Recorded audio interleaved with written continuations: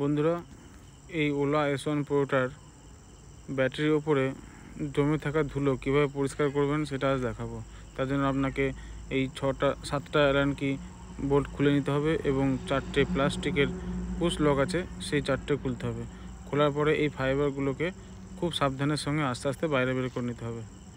এই ফাইবারগুলো বাইরে বের করার পরে আপনারা দেখতে পাবেন যে কতটা পরিমাণে ধুলো জমে আছে ব্যাটারির ওপরে।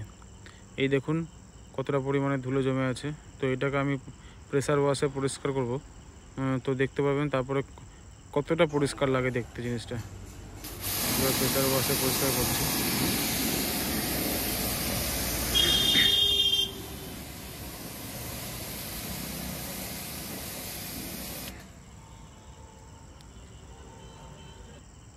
প্রেসার ওয়াশে পরিষ্কার করার পর দেখুন কতটা পরিষ্কার আছে, ভেতরটা কতটা পরিষ্কার হয়েছে। তো এটা মাঝে মধ্যেই পরিষ্কার করবেন, তাহলে ব্যাটারির উপরে লেয়ারটা জমবে না, ব্যাটারিটা হিট কম হবে।